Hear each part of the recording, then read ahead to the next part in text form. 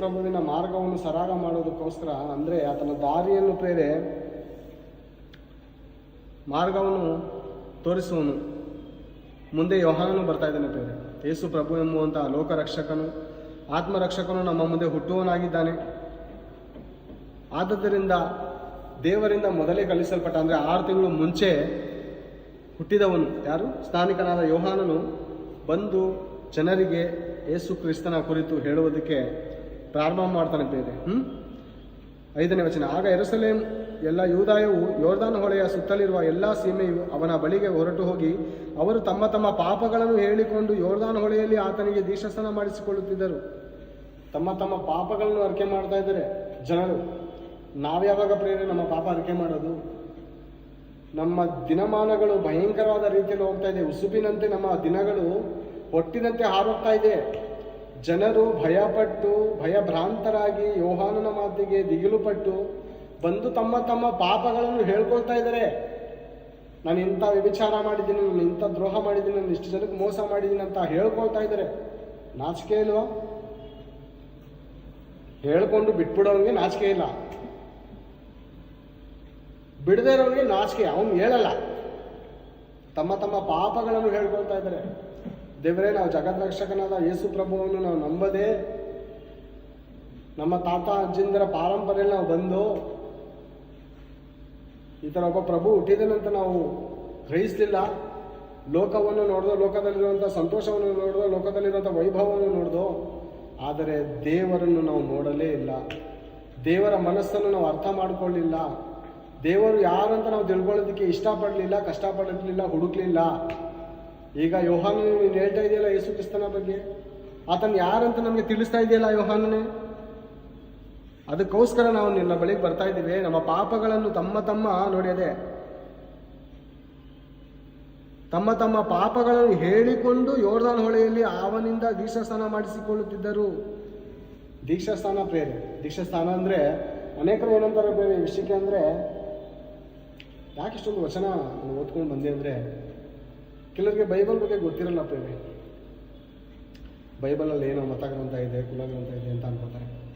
ಆದ್ದರಿಂದ ಅನೇಕ ವಚನಗಳನ್ನು ಓದ್ಕೊಳ್ತಾ ಬಂತ ಒಂದು ಮಾತಿಗೆ ನಿಮಗೆ ಅರ್ಥ ಕೊಡೋದಕ್ಕೆ ನಿಲ್ಲಿಸಿದ್ದೇನೆ. ಯೇಸು ಕ್ರಿಸ್ತನು ಮತಸ್ಥಾಪನೆಯನ್ನು ಕುಲಸ್ಥಾಪನೆಯನ್ನು ಮಾಡೋದಕ್ಕೆ ಬಂದನಂತ ಅನೇಕರು ಅಪಾರ್ಥ ಮಾಡಿಕೊಳ್ಳೋರಾಗಿದ್ದಾರೆ. ಆದರೆ ಇಲ್ಲಿರುವಂಥ ಅನೇಕ ಜನರು ದೀಕ್ಷಾಸ್ನಾನ ಮಾಡಿಸಿಕೊಳ್ಳುತ್ತಿದ್ದಾರೆ. ದೀಕ್ಷಾಸ್ನಾನ ಅಂದರೆ ಪಾಪದ ಪಾಲಿಗೆ ಸತ್ತು ನೀತಿವಂತನಾಗಿ ಜೀವಿಸೋದಕ್ಕೆ ಪ್ರಾರಂಭ ಮಾಡುವಂಥ ಮೊದಲನೇ ಮೆಟ್ಟಲು. ಓಕೆನಾ? ಈಗ ಅನೇಕರು ಹೇಳುವಂಥ ವಿಷಯ, ನೀವು ಕನ್ವರ್ಟ್ ಆದ್ರ ಅಂತಾರೆ, ನೀವು ಕ್ರಿಶ್ಚಿಯನಿಟಿಗೆ ಕನ್ವರ್ಟ್ ಆದ ಅಂತಾರೆ. ಕನ್ವರ್ಟ್ ಅಂದರೆ ಬೇರೆ. ನಿಮ್ಗೆ ಅರ್ಥ ಆಗೋದು ಹೇಳ್ತೀನಿ. ಕನ್ವರ್ಟ್ ಅಂತ ನೀವು ಹೇಳ್ತೀರಾ, ನಾವೇನಂತೀವಿ ಅಂದರೆ ಮಾನಸಾಂತರ.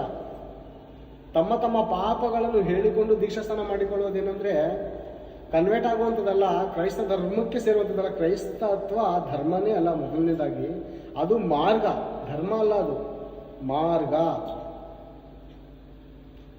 ಅದು ಮಾರ್ಗ ಪ್ರೇರೆ. ಅದು ಜೀವದ ಮಾರ್ಗ, ಸತ್ಯದ ಮಾರ್ಗ. ಜೀವದ ಮಾರ್ಗ, ಸತ್ಯದ ಮಾರ್ಗ.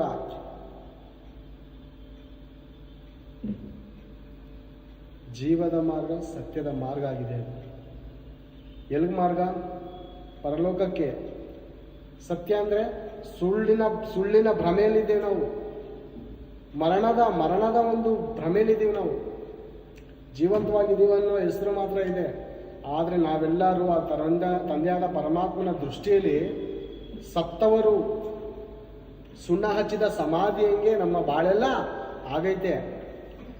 ಮೇಲೆಲ್ಲ ಹೊಳಪಾಗೈತೆ, ಒಳಗೆಲ್ಲ ಉಳುಕಾಗೈತೆ. ಇದು ನಮ್ಮ ಜೀವನದ ಪರಿಸ್ಥಿತಿ ಆಗಿದೆ ಪ್ರೇರೆ. ಅನೇಕರು ಕನ್ವರ್ಟ್ ಆದ ನಂತರ, ಕನ್ವರ್ಟ್ ಅಂದರೆ ಪ್ರೇರೆ ಯೇಸು ಕ್ರಿಸ್ತನೇ ಆತ್ಮರಕ್ಷಕನು. ನಮ್ಮ ಪಾಪ ವಿಮೋಚನೆಗೋಸ್ಕರ ಕಲ್ವಾರಿಯ ಪೂಜೆಯ ಮೇಲೆ 2000 ವರ್ಷಗಳ ಹಿಂದೆ ನಮ್ಮ ಪಾಪದ ನಿಮಿತ್ತ, ನಮ್ಮ ಶಿಕ್ಷೆಯ ನಿಮಿತ್ತ ಆತನು ಬಂದು ನಮ್ಮ ಪಾಪಗಳನ್ನು ಹೊತ್ತುಕೊಂಡು ಆ ಕಲ್ವಾರಿಯ ಪೂಜೆ ಮೇಲೆ ತನ್ನ ಪ್ರಾಣವನ್ನು ಸಮರ್ಪಿಸಿ ನಮಗೋಸ್ಕರ ಬಲಿಯಾದನು ಅನ್ನುವಂಥ ಸಾದೃಶ್ಯವನ್ನು ನಂಬುತ್ತಾ ದೀಕ್ಷಾಸ್ನಾನ ತೆಗೆದುಕೊಂಡು, ನಾನು ಪಾಪಾತ್ಮನು, ನಾನು ಪಾಪ ಮಾಡಿದಂಥ ಈ ಪಾಪಗಳು ಈ ದಿನದಿಂದ ತೊಳೆಯಲ್ಪಡುತ್ತೆ, ಮುಂದಿನ ದಿನಮಾನಗಳನ್ನು ನಾನು ಪರಿಶುದ್ಧನಾಗಿ ಜೀವಿಸಬೇಕು ಅನ್ನುವಂಥ ಒಂದು ಆತ್ಮಸಾಕ್ಷಿಯ ಜೀವನವನ್ನು ನಡೆಸಬೇಕೆನ್ನುವುದಕ್ಕೋಸ್ಕರ ಹಳೆಯ ಪಾಪಗಳನ್ನು ತೊಳೆದುಕೊಂಡು ದೀಕ್ಷಾಸ್ನಾನದ ಮೂಲಕ ನೀರನ್ನು ಮುಳುಗಿಸುವಾಗ ಪಾಪದ ಪಾಲಿಗೆ ಸತ್ತು ಉಣಲ್ಪಟ್ಟು ನಾವು ಮುಳುಗಿದಾಗ ಎದ್ದಾಗ ಕ್ರಿಸ್ತನಲ್ಲಿ ಜೀವಿಸುವುದಕ್ಕೆ ಆ ಹೊಸ ಜೀವನ, ಹೊಸ ಬದುಕು ಪ್ರೇರಣೆ ನಮಗೆ. ಅರ್ಥ ಆಯ್ತಾ? ದೀಕ್ಷಾಸ್ನಾನ ಎಂಬುದಾಗಿ ನೋಡುವಾಗ ನೀವು ಹೇಳುವಂಥ ಕನ್ವರ್ಟ್ ಆಯ್ತಲ್ಲ, ಅದು ಕನ್ವರ್ಟ್ ಅಲ್ಲ, ಮಾನಸಾಂತರ. ನಾನು ಪಾಪಿ ದೇವರೇ, ನಾನು ಪಾಪಾತ್ಮನು, ಹುಟ್ಟಿ ನನಗೆ ಜ್ಞಾನ ತಿಳುವಳಿಕೆ ಬಂದಾಗಿಂದ ನಾನು ಒಳ್ಳೆ ಕೆಲಸ, ಪರಿಶುದ್ಧವಾದ ಕೆಲಸ ಯಾವುದೂ ಮಾಡೋದಕ್ಕೆ ಇಷ್ಟಪಡಲಿಲ್ಲ. ಪಾಪದ ಮೇಲೆ ಪಾಪ ಮಾಡಿ ನಾನು ಅಸಮಾಧಾನವಾಗಿಯೂ, ನೆಮ್ಮದಿ ಇಲ್ಲದವನಾಗಿಯೂ, ದುರ್ನಡತೆ ಉಳ್ಳವನಾಗಿಯೂ, ದುಷ್ಟಕೃತ್ಯಗಳನ್ನು ಮಾಡುವವನಾಗಿಯೂ ಇದ್ದದ್ದರಿಂದ ಪಾಪದ ಕೊಡವು ತುಂಬಿ ನಾನು ಮರಣವನ್ನು ಹಡಿಯುವಂಥ ಪರಿಸ್ಥಿತಿಯಲ್ಲಿ ನನ್ನ ಪಾಪ ವಿಮೋಚನೆಗೋಸ್ಕರ ನನ್ನ ಬದಲು ಇನ್ನೊಬ್ಬನು ಬಲಿಯಾಗಿದ್ದಾನೆ. ನನಗೆ ಬರಬೇಕಾದಂಥ ಶಿಕ್ಷೆಯನ್ನು ಮತ್ತೊಬ್ಬನು ಎತ್ಕೊಂಡಿದ್ದಾನೆ. ಪ್ರೇಮೆ ಮತ್ತೊಬ್ಬನು ಎತ್ಕೊಂಡಿದ್ದಾನೆ.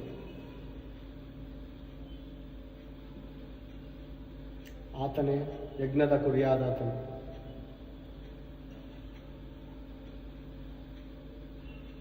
ಆತನು ನಮ್ಮ ಪಾಪವನ್ನು ಹೊತ್ಕೊಂಡು ನಮ್ಗೇನು ಮಾಡಿದ್ದಾನೆ? ಪರಿಶುದ್ಧನಾಗಿ ಮಾಡೋದಕ್ಕೆ ಈ ಲೋಕಕ್ಕೆ ಬಂದಂತಹ ಮುಖ್ಯ ಉದ್ದೇಶ ಪ್ರೇರೆ ಆತನು ಬರುವಂಥದ್ದು. ದೀಕ್ಷಾಸ್ನಾನ ಮಾಡಿಸ್ಕೊಳ್ತಿದ್ದರು. ಆದರೆ ಅವನು ಫರಿಸಾಯರಲ್ಲಿಯೂ ಸದುಕಾಯರಲ್ಲಿಯೂ ಅನೇಕರು ತನ್ನಿಂದ ಸ್ನಾನ ಮಾಡಿಸಿಕೊಳ್ಳುವುದಕ್ಕೆ ಬರುವುದನ್ನು ಕಂಡು ಅವರಿಗೆ, ಎಲೈ ಸರ್ಪ ಜಾತಿಯವರೇ, ಮುಂದೆ ಕಾಣಬರುವ ದೈವ ಕೋಪದಿಂದ ತಪ್ಪಿಸಿಕೊಳ್ಳುವುದಕ್ಕೆ ನಿಮಗೆ ಉಪದೇಶ ಮಾಡಿದವರಾರು? ಹಾಗಾದರೆ ನಿಮ್ಮ ಮನಸ್ಸು ದೇವರ ಕಡೆಗೆ ತಿರುಗಿತೆಂಬುದನ್ನು ತಕ್ಕ ಫಲದಿಂದ ತೋರಿಸಿರಿ. ಎಲೈ ಸರ್ಪ ಜಾತಿಯವರೇ ಅಂದರೆ ಪ್ರೇರೆ ಹಾಗೆ ಹುಟ್ಟಿದಾರಂತ ಅನೇಕರು ತಿಳ್ಕೊಬಿಟ್ಟಿದ್ದಾರೆ. ಬೈಬಲ್ಲು ಕೆಲವರು ಅಪಾರ್ಥ ಮಾಡ್ಕೊಂಡು ಏನಂದ್ರೆ ಅಂದರೆ, ಆ ದಿನ ಹವ್ವಳ ಬಳಿ ಬಂದಿದ್ದು ಸರ್ಪ. ಆ ಸರ್ಪ ಹವ್ವಳ ಜೊತೆ ಪಾಪ ಮಾಡಿ ಅವಳಿಂದ ಹುಟ್ಟಿದಂಥ ಸಂತಾನ ಈ ಸರ್ಪ ಜಾತಿಯವರು ಅಂತ ಅಮಾಯಕರು ತಪ್ಪು ಮಾಹಿತಿ ತಿಳ್ಕೊಂಡಿದ್ದಾರೆ ಮತ್ತು ತಿಳಿಸುವವರು ಆಗಿದ್ದಾರೆ. ಸರ್ಪ ಜಾತಿಯವರು ಅಂದರೆ ಆ ರೀತಿ ಅಲ್ಲ ಪ್ರೇರೆ, ಆ ರೀತಿ ಅಲ್ಲ. ಇವಾಗ ಅನೇಕರಿಗೆ ನಾವು ಹೋಲಿಸಿ ಬೈತಾ ಇರ್ತೀವಿ. ಏನು ನಾಯಿ ಥರ ಆಡ್ತಾ ಇರ್ತೀಯ, ಹಂದಿ ಥರ ಆಡ್ತಾ ಇದೆಯಾ, ಏನು ಕೋತಿ ಗುಡ್ಡಿದೊಂದು ಥರ ಆಡ್ತಾ ಇದೆಯಾ ಅಂತ ಅನೇಕರಿಗೆ ಕೋಪ ಬಂದಾಗ ನಮ್ಮ ಮಕ್ಕಳುಗಳನ್ನ ತಮ್ಮ ಮಕ್ಕಳುಗಳನ್ನ ಬೈಯೋದನ್ನ ಅನೇಕ ತಂದೆಗಳನ್ನ ನೋಡ್ತೀವಿ, ತಂದೆ ತಾಯಿಗಳನ್ನ ಅಲ್ವಾ. ಏನು ನೀನು ಹಿಂಗಾಡ್ತೀಯ ಅಲ್ವಾ, ಏನು ಒಂಥರ ಆಡ್ತಾ ಇದೆಯಾ, ನೀನು ಪ್ರಾಣಿ ಥರ ಆಡ್ತಾ ಇದೆಯಾ ಅಂತ ಹೋಲಿಸಿ ವರ್ಣಿಸಿ, ಅಂದರೆ ಆ ಪ್ರಾಣಿಲಿರುವಂಥ ಸ್ವಭಾವ ಇವರಲ್ಲಿ ಇರೋದ್ರಿಂದ ವರ್ಣಿಸಿ ಹೋಲಿಸಿ ಬೈಯೋದನ್ನು ನಾವು ನೋಡಿದ್ದೇವೆ. ಈಗ ಇವ್ರಿಗೆ ಸರ್ಪ ಜಾತಿಯವರು ಅಂತ ಹೇಳ್ತಾರೆ ಅಂತಂದರೆ, ಹಾವಿಗೆ 2 ನಾಲಿಗೆ ಇರುತ್ತೆ ಪ್ರೇರೆ, ಹಾವಿಗೆ 2 ನಾಲಿಗೆ ಇರುತ್ತೆ. ಈ ಮನುಷ್ಯನಲ್ಲಿ ಏನಂದರೆ 2 ನಾಲಿಗೆ ಸ್ವಭಾವ, ಅಂದರೆ ವಿಷದ ಸ್ವಭಾವ. ಪ್ರಾಮುಖ್ಯವಾಗಿ ಹೇಳ್ಬೇಕಂದ್ರೆ ವಿಷ. ಬಾಯಿ ತೆಗೆದ್ರೆ ಇನ್ನೊಬ್ಬನ ಶಪಿಸುವಂಥ ವಿಷ, ಬಾಯಿ ತೆಗೆದ್ರೆ ಇನ್ನೊಬ್ಬನನ್ನ ಚಾಡಿ ಮಾತನ್ನು ಹೇಳುವಂಥ ಸ್ವಭಾವಗಳು, ಮತ್ತೊಬ್ಬನನ್ನು ಹೊಡೆಯುವಂಥದ್ದು, ಕೊಲ್ಲುವಂಥದ್ದು.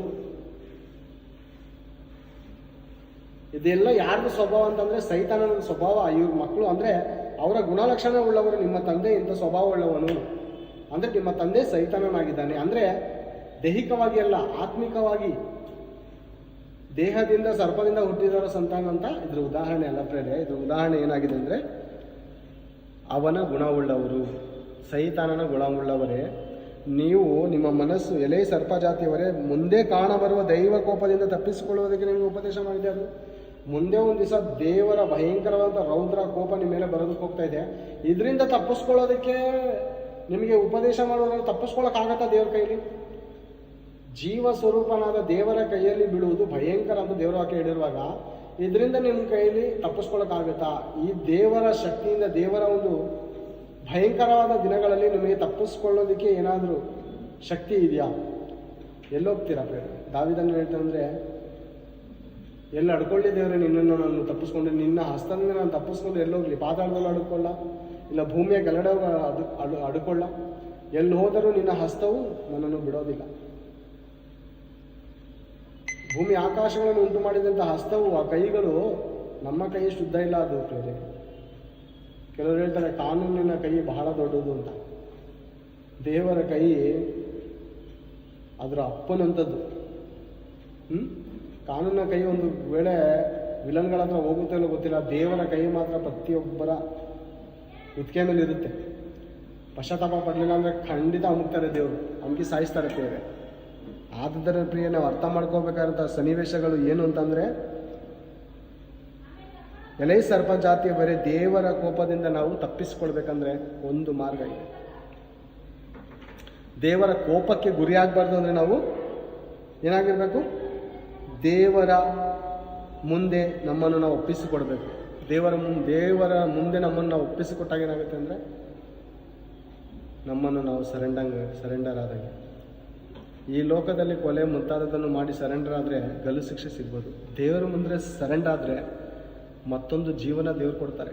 ಯಾಕಂದರೆ ದೇವರು ನಮ್ಮ ತಂದೆ ಆಗಿದ್ದಾರೆ, ಆತನು ಪರಮಾತ್ಮನು ನಮ್ಮ ತಂದೆ ಆಗಿದ್ದಾರೆ. ಮಾಡಬೇಕೆಂದಿದ್ದ ಕೇಡಿಗೆ ಆ ದೇವರು ಮನ ಮರುಗುವಂಥ ದೇವರಾಗಿದ್ದಾನೆ ಪ್ರೇರೆ. ಮನ ಮರುಗುವವನು.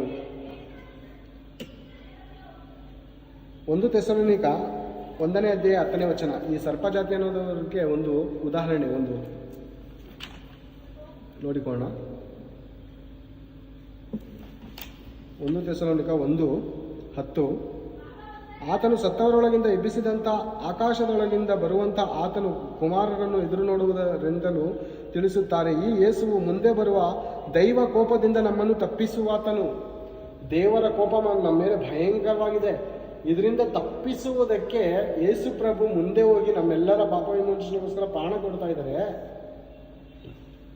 ಪ್ರಾಣ ಕೊಟ್ಟು ನಮ್ಮನ್ನೆಲ್ಲ ದೈವ ಕೋಪದಿಂದ ರಕ್ಷಿಸಬೇಕು. ಅಂದರೆ ನಾವು ಯೇಸು ಪ್ರಭು ಮೇಲೆ ನಂಬಿಕೆ ಇಟ್ಟರೆ ದೇವರಿಗೆ ನಮ್ಮ ಮೇಲೆ ಕೋಪ ಕಡಿಮೆ ಆಗುತ್ತೆ.